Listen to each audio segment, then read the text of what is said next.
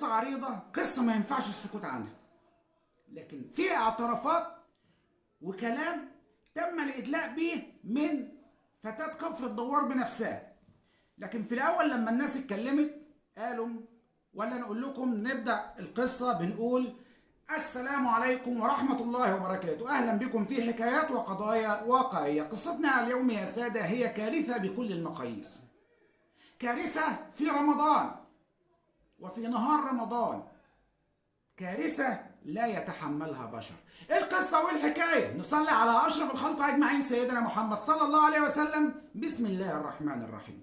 فتاة كفر الدوار، فتاة كفر الدوار، ما لها وما عليها، ولكن اللي حصل لها دي كارثة لا يتحملها بشر. ايه اللي حصل لها؟ ايه اللي حصل لها؟ ان لها صديق المفروض ان هو صاحبها من ايام الدراسة دعاها على حفلة عيد ميلاده، راحت له بكل سلامة نية، تفاجأت بان هو قاعد، وبعد كده شربها عصير، وبعد كده خدرها، وبعد كده عمل معاها حاجات مش كويسة، وبعد كده صورها، وبعد كده بدأ يبتزها. انا جاي ماسك لك الموضوع من اوله لاخره. بدأ يبتزها، وبعد ما ابتزها عمل بقى كوارث ومصايب. ايه اللي حصل؟ ايه اللي حصل؟ هناخده من على لسان هذه البنت. البنت بتقول اسمع يا سيدي، انا اعرف محمد، عشان كل الناس تاخد بالها يا جماعة، كل اب وكل ام ياخد باله عشان يوعي ولاده.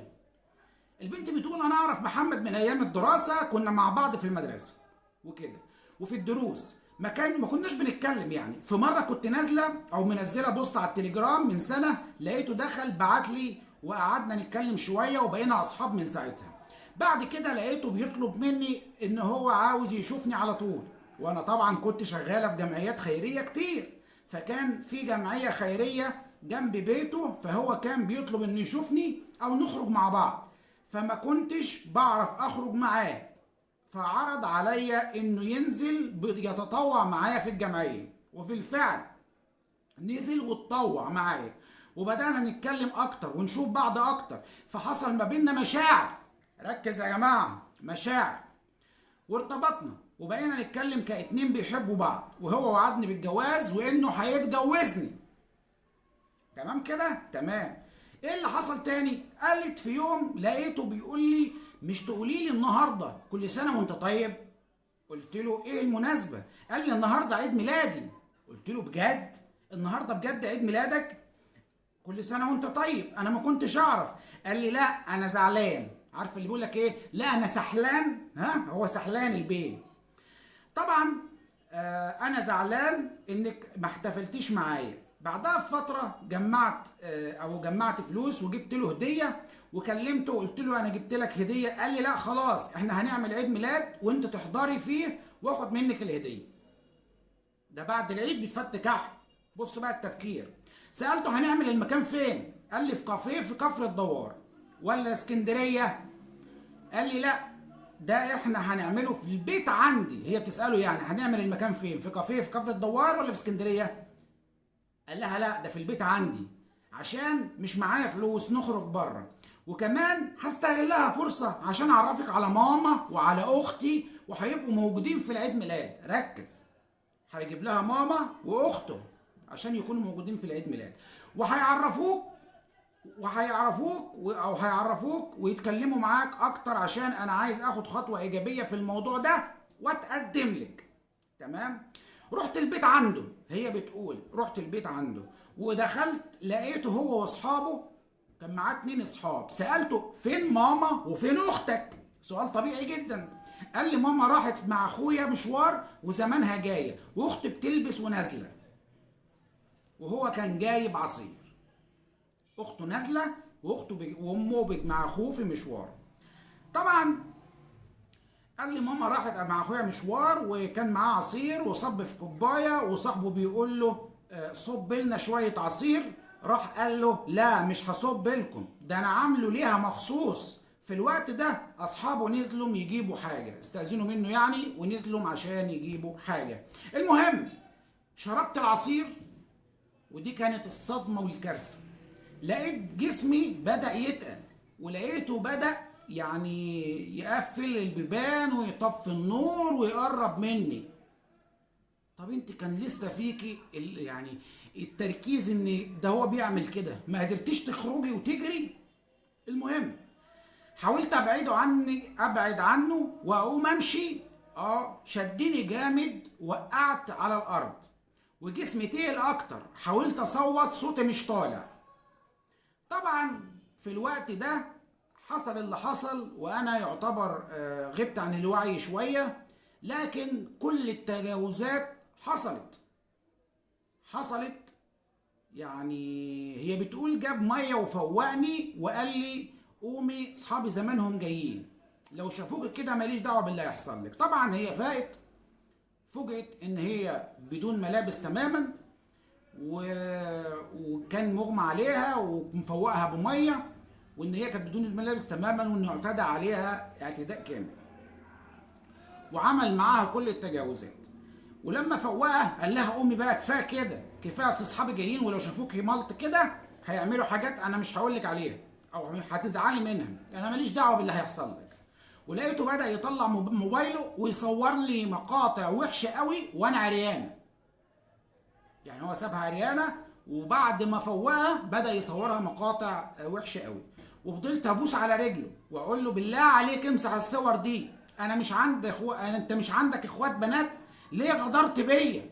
لقيته جاب سكينة التورته وقال لي اقعدي هنا لا اذبحك، وحط السكينه في كتفي وقال لي انا ممكن اموتك دلوقتي ومحدش يثبت عليا حاجه. بعدها قال لي انا فعلا بحبك وهتجوزك، وعملت كل ده علشان تفضلي معايا. وبعدين بدأ يبتزني، وديت الفقرة اللي كل الناس عارفينها، يعمل فيصور فيبتز، اما بقى عن طريق فلوس، اما بقى عن طريق ان تجيله تاني، كلام من ده كله. قال لك ايه بقى؟ وبدأ يبتزني ويقول لي تعالي نتقابل تاني. طبعا دي حاجة بسيطة يعني، اقل حاجة.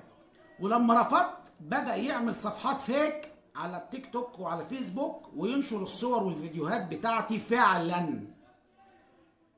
بدأ ينشرها فعلا. انا عايز اقول لك لحد هنا انت غلطانة غلط فظيع. هقول لك لما نخلص الكلام. بس تواصلت مع عمه وحكيت له الموضوع ووريته الشات والتهديد. عمه قال لي انا هخلص لك الموضوع ده، بس اكتشفت ان محمد كمل في اللي هو بيعمله بمساعدة اصحابه او مساعدة صاحبه. وعمه كان هدفه يستر على ابنه بس، كان هو هدفه يستر على دوكها بس. الصور والفيديوهات انتشرت في البلد كلها ووصلت لأهلي، وبابايا خد إجراء قانوني ورحنا عملنا محضر.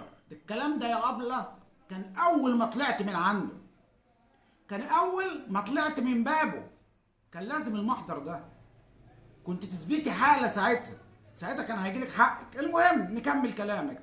رحنا عملنا محضر والنيابة جابته واتحبس، ومن كام يوم اتحكم عليه بالمؤبد. تمام. وهو في القفص قبل الحكم كان بيقول لي لما اطلع هذبحك. وبتقول كمان اهله لغايه دلوقتي بيضغطوا علينا عشان يقعدوا قعده صلح، ويكتب عليا ويطلقني بعدها عشان ابنهم يخرج. مش فارق معاهم ان حياتي اتدمرت وسمعتي باظت والناس بتتكلم عليا وبيقولوا ان انا المذنبه وهو الضحيه. ده كان كلام المجني عليها في قضيه كفر الدوار. اولا في كذا حاجه هنا لازم نتكلم فيها. مبدئيا لازم كل اب وكل ام ياخد باله من بناته رايحين فين وجايين منين، وهي طالعه كده رايحه فين ومين معاكي، ولازم تكونوا عارفين هي رايحه عند مين، وعارفين اللي هناك ده انتوا عارفينه كويس. مش رايحه وخلاص، مش تطلع الى المجهول اللي هي تعرفه بس، لا، لازم تبقوا عارفين رايحين فين وجايين منين. ده اول حاجه. لازم تاني حاجه نوعيهم، نعرفهم ان الحاجات دي بتحصل في الزمن اللي ما يعلم به الا ربنا ده. لازم نوعيهم ونقول لهم ان اللي بيحصل ده كارثه من بلاوي الزمن، ومفيش بني ادم يعني كل البني ادمين او اغلبهم خطائين. طبعا ما فيش معصوم غير سيدنا محمد صلى الله عليه وسلم، فكل بني ادم خطاء وخير الخطائين التوابون. ولكن لا تأمن غدر الزمان ولا تأمن غدر صاحبك. اهو واحد عرفها كان زميلها، بدأوا يتكلموا مع بعض، راحت معاه الجمعية، تناه وراها لما بدأ يشوفها، بدأ يقابلها، بدأ لحد ما عيد ميلاد. فاكرين عادل امام كده في فيلم مش هنيجي نعيد عيد ميلاد النهارده في اسمها السفاره في العماره. انا عيد ميلاد النهارده بتقضيه مع مين يا عم؟ واخدين بالكم؟ صاروخ. مهم لازم ناخد بالنا ونوعي عيالنا. تاني حاجه، لا قدر الله لا قدر الله وقعتوا في حاجه زي كده، انت مجرد ما تحس ان في حاجه غدر اطلعي بره مباشره. حتى وانت بتحكي بقول لك انت ما خرجتيش اول ما حسيتي بتقلي ليه؟ لقيتك بعدها بتقولي لي ما انا يعني اتاخرت وجسمي تقل وما كنتش عارف اجري وجسمي تقل اكتر، ولما حاولت اخرج شدني والكلام اللي انتوا عارفينه ده. فلازم كل واحد ياخد باله، ولا قدر الله حصل حاجه زي كده انا افتح الباب على الشرطه عدل. انا مش هستناه يبتزني ويقول لي تعالي تاني. انا مش هيبقى عمل فيا بلاوي سودا واروح اقعد في اوضتي الطن واقول هتفضح. في هناك حاجات ناس بتتعامل بسريه تامه، يحفظ لك سريه الموضوع، لكن يجيب لك حقك. على الاقل يمسح الصور من عنده، على الاقل يعمل يعني يشيل الحاجات اللي ممكن تهددك. اديكي سكتي لحد ما صورك بقت مليانه عند كل الناس. لازم ناخد بالنا يا جماعه، لازم ناخد بالنا ونوعي عيالنا، وكل بنت لازم تاخد بالها، كل بنت لازم تاخد بالها. يعني الشرف ده بالنسبه لنا حاجه كبيره جدا جدا، لانه شرفك وشرف ابوكي وشرف امك وتربيتهم وكل حاجه في حياتك لازم تاخدي بالك منها. مش اي حد يقول لك تعالي تروحي، مش اي واحد حتى لو بينك وبينه علاقه. دخلت بيت لقيت اصحابه موجودين وامه واخوه واخته مش موجودين، هل ينفع واحده تخش بيت فيه رجاله ومفيش حريم معاه مثلا امه او اخته؟ نقلبها. هل البيت ده لو فيه حريم وانتي ومثلا امي وانتي واتنين بنات اصحابك في بيت لوحدكم، هل ينفع حد شاب يدخل عليك ويقفل الباب؟ ينفعش. لقيت المنظر كده لف، طب معلش هتنيني بره لما امك تيجي، هتنيني بره لما اختك تيجي.